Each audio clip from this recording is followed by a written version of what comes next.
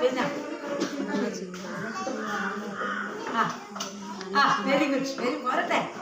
ചിലവരിങ്ങനെ എന്നെ നോക്കും, ഞാൻ അങ്ങോട്ട് നോക്കുമ്പോ ഒറ്റ താത്തരി ഈ സാധനം എന്നെയാണല്ലോ നോക്കുന്നത്.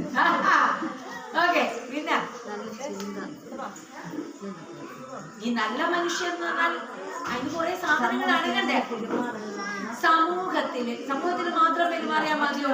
മറ്റുള്ളവരോട്, കുടുംബത്തിൽ അല്ലെ, നമ്മുടെ വീട്ടിൽ നന്നായി പെരുമാറാൻ സാധിച്ചാലേ വെരി ഗുഡ്. അപ്പൊ വീട്ടില് നല്ല പെരുമാറ്റം ഉണ്ടായിരിക്കണം. ഓക്കെ,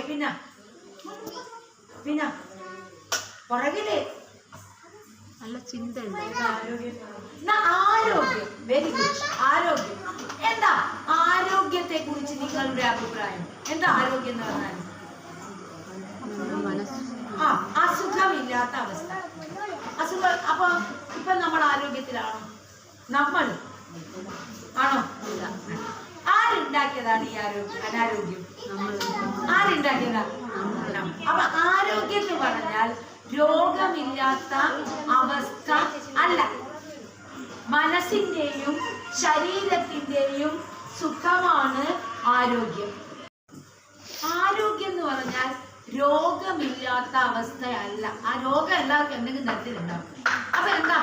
മനസ്സിന്റെയും ശരീരത്തിന്റെയും സുഖമാണ് ആരോഗ്യം. ഓക്കെ, അപ്പൊ ഇത് ആരാ കൊടുക്കേണ്ടത്? നാം ഓരോരുത്തരുമാണ് നമ്മുടെ ആരോഗ്യം. ആരോഗ്യം എന്ന് പറഞ്ഞാൽ എന്താ? മനസ്സ് നന്നാക്കി കൊണ്ടുപോകേണ്ടത്, ശരീരം സൂപ്പർ ആക്കേണ്ടത് ആരാണ്? നമ്മളാണ്. അപ്പൊ ആരോഗ്യം വേണം, നല്ല ചിന്ത വേണം. നല്ല ചിന്തകളാണ് നല്ല പ്രവൃത്തിയായിട്ട് മാറുക. അപ്പൊ നല്ല പ്രവൃത്തി വേണം. ഇത് തന്നെയാണോ ശരിക്കും നമ്മുടെ പ്രതീക്ഷ? ഇതാണോ? അല്ല, പറയാൻ ഇതൊക്കെയാണ്. പക്ഷെ എന്തേ ഉള്ളൂ? എങ്ങനെയെങ്കിലും പഠിച്ച് ജോലി വലിയ ആളാവട്ടെ. പഠിച്ച് നമ്മളൊന്നും സങ്കല്പിക്കാത്ത തരത്തില് ജോലി വാങ്ങി വലിയ ആളാകണം. ശരിയല്ലേ? വലിയ ആളാകണം. ഇത് തന്നെയാണ്.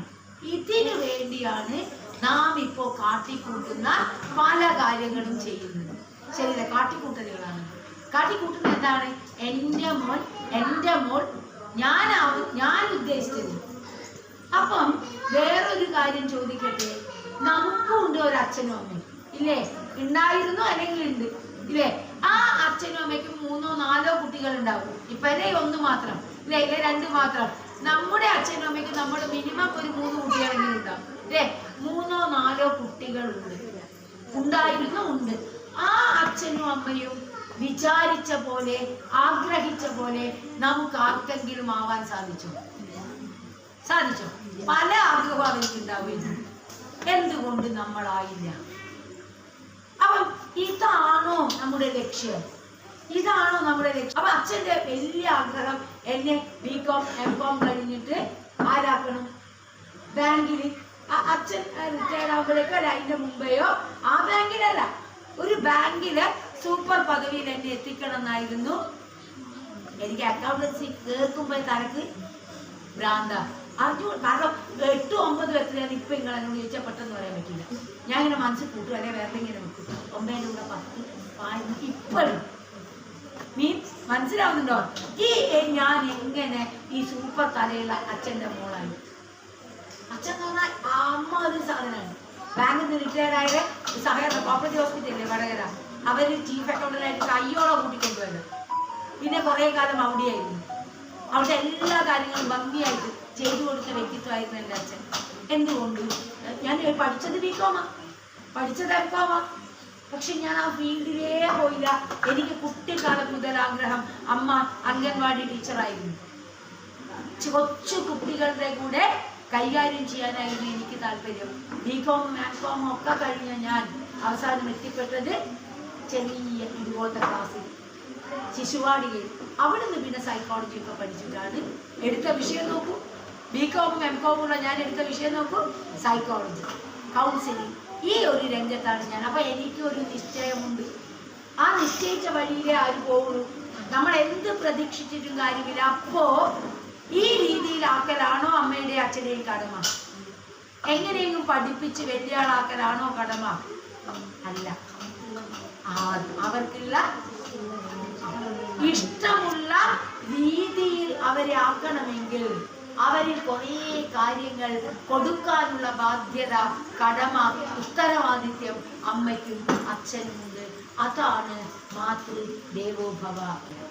അമ്മയിൽ വ്യത്യാസമാണ്. അമ്മയിൽ ദൈവത്തെ കാണണം. അതായത് അമ്മ പോലെയല്ല, അത് തന്നെയാണ്. അപ്പൊ അമ്മയിൽ ദൈവത്തെ കാണുമ്പോൾ ഞാൻ എങ്ങനെയാണോ എൻ്റെ അമ്മയെ കാണുന്നത്, ഞാൻ അതായി ചെയ്യും. അപ്പൊ ദൈവത്തെ പോലെ അമ്മയെ ഞാൻ കാണുമ്പോൾ ഞാൻ ആരായി മാറണം? ദൈവമായിട്ട്, ദൈവതുല്യമായിട്ട് എനിക്ക് ജീവിക്കാൻ പറ്റണം. ദാറ്റ് ഇസ് മാതൃ ദേവോഭവ. അടുത്ത സാധനം എന്താ? ആയിരച്ചക്ക പിതൃ ദേവോഭവ. എന്താ? അച്ഛനിൽ ദൈവത്തെ കാണണം.